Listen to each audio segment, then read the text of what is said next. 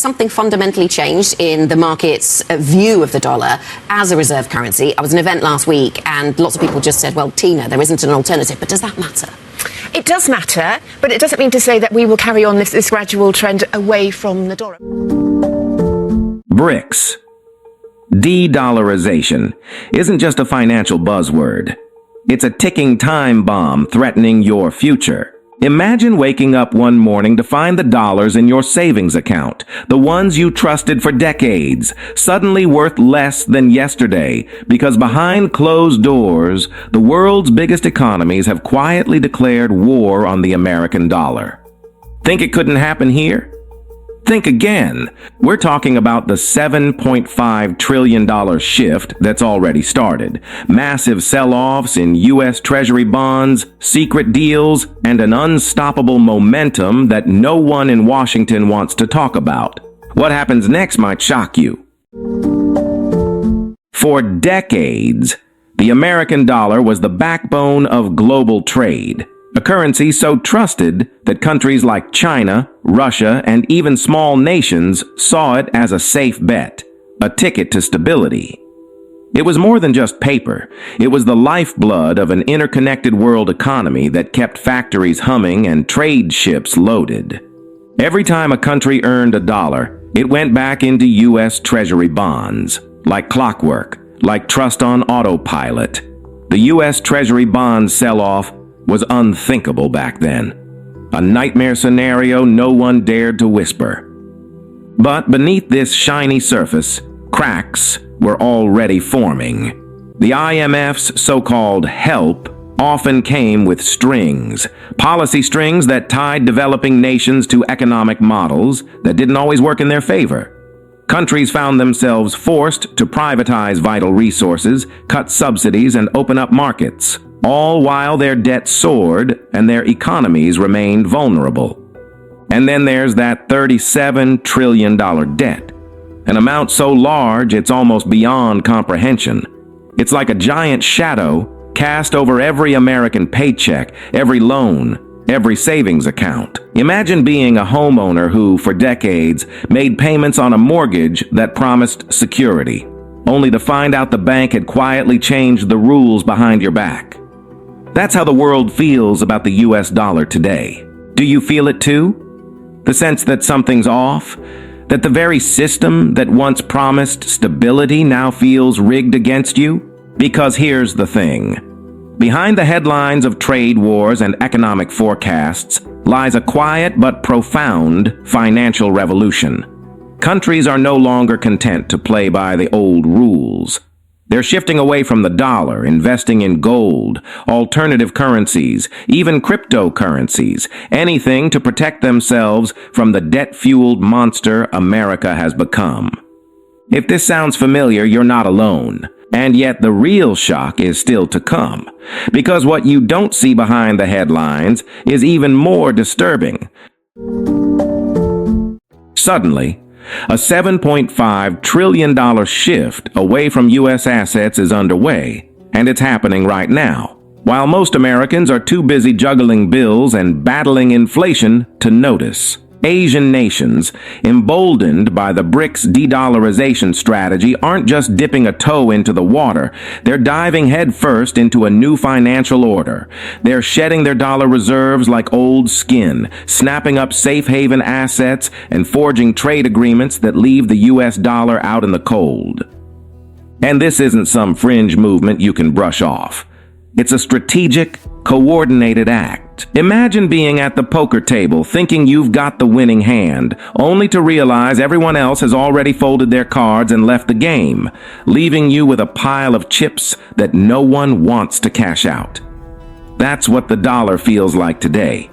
In just the first few months of this year alone, China sold off over $150 billion worth of U.S. Treasury bonds, once considered the gold standard of financial safety. But here's the kicker. They're not alone.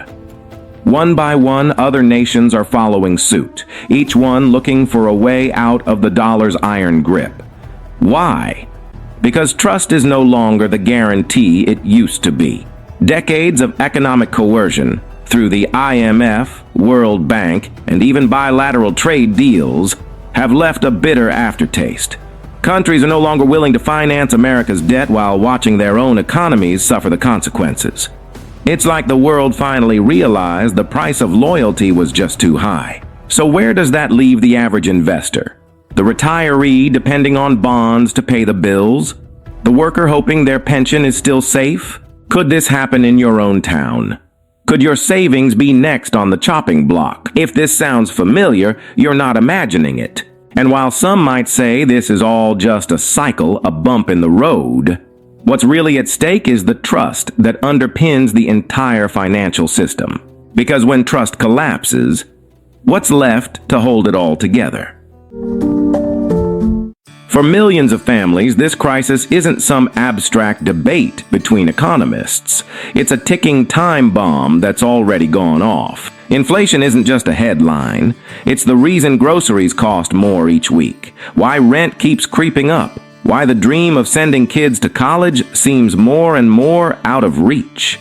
Every dollar saved feels like it's losing value by the day. And when you've spent your whole life working hard, playing by the rules, and trusting the system, only to find out that your savings can't even keep up with the bills, it's like watching your future crumble before your eyes. Take Sarah, for example, a single mom from a small town in Ohio. She thought she was doing everything right, budgeted carefully, paid off debt, even invested a little in U.S. Treasury bonds, once the most stable investment on earth. Now, with the U.S. Treasury bond sell-off unfolding, she's terrified that the nest egg she worked so hard to build is turning into quicksand. And she's not alone. Retirement dreams once built on a foundation of stability have given way to a nightmare of layoffs, vanishing pensions, and rising costs.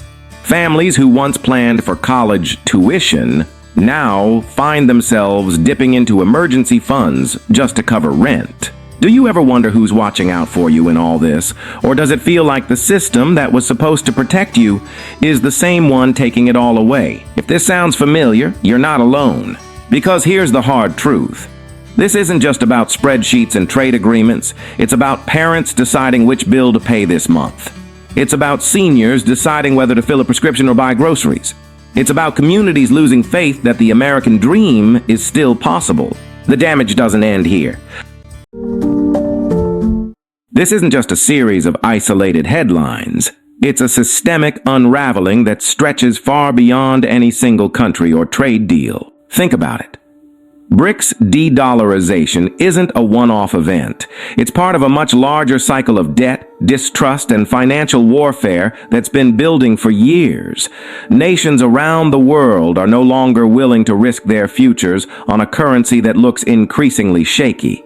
The traditional system that once guaranteed prosperity, a system where the dollar was king and America's debt was considered safe, is now riddled with cracks. It's like a dam that's been holding back a river for decades, once considered unbreakable, but now tiny leaks are appearing everywhere, and each time one is patched, another appears. This shift didn't start overnight.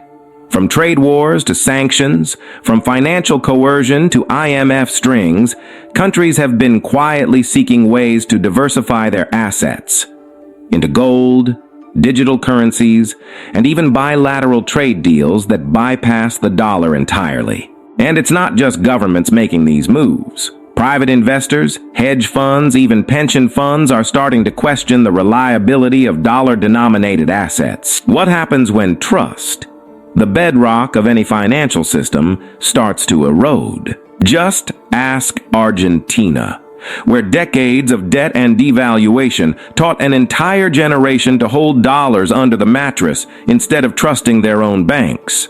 Now, even the dollar feels like it's on shaky ground. What does this mean for the bigger picture? It means the game has changed.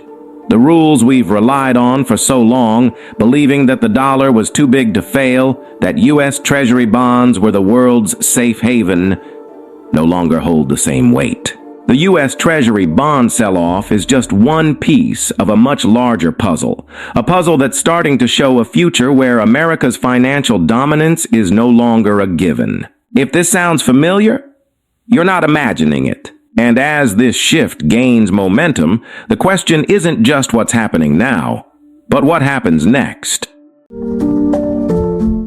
Maybe this is the opportunity we never expected. A chance to break free from the financial handcuffs that have defined our lives for generations. Think about it. Every economic collapse, every debt crisis, every government bailout has always ended the same way. More dependence, more debt, less control. But what if this time, instead of clinging to a crumbling system, we chose to build something new? Imagine a world where safe haven assets aren't just for billionaires.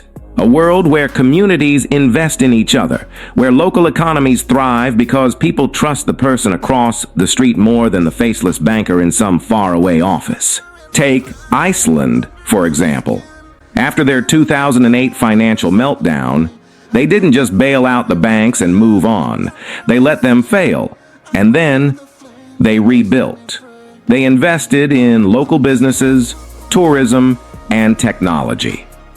Now, the country is a case study in resilience, showing that when a system fails, you can come back stronger. Could safe haven assets like gold, silver, or even decentralized digital currencies be the key to reclaiming financial power? Maybe it's time to ask ourselves the hard questions. What does sovereignty mean in a world where a $7.5 trillion shift can shake the ground beneath us? If we're willing to think critically, maybe we can build something that's more than just an echo of the old system, something that values people over profit, cooperation over coercion. Could community investment, real on-the-ground projects that help people where they live, be the secret weapon against the next crisis? If this sounds familiar, you're not alone, because maybe, just maybe, the old system is showing us its flaws so we can finally see the truth and build something that works for everyone, not just the powerful few. But is there still hope?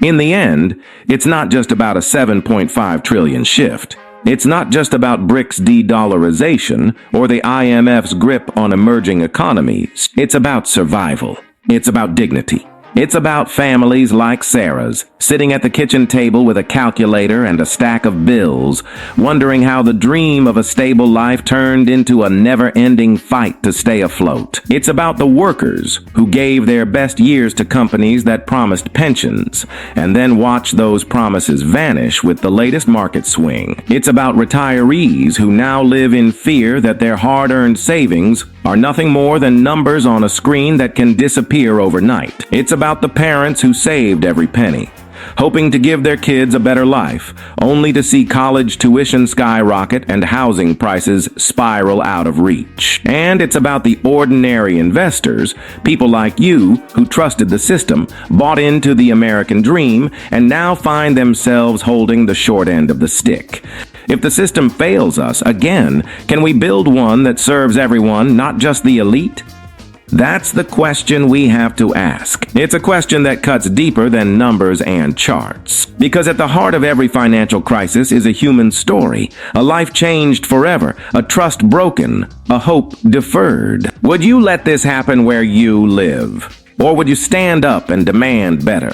It starts with awareness. It starts with courage. Because the truth is, no one's coming to save us. If history teaches us anything, it's that the ones who adapt, the ones who think critically, who ask hard questions, are the ones who survive. So where does that leave us now? It leaves us with a choice. Stay asleep or wake up and build something better. A system that values dignity over debt, cooperation over coercion. A future where a mother's savings are safe, where a father's pension is more than a promise, where every child has a chance, no matter what happens on Wall Street. Tell me how this hits you. Because at the end of the day, the choice is yours. And maybe, just maybe, that's where real change begins. You don't need to agree. Just don't ignore it.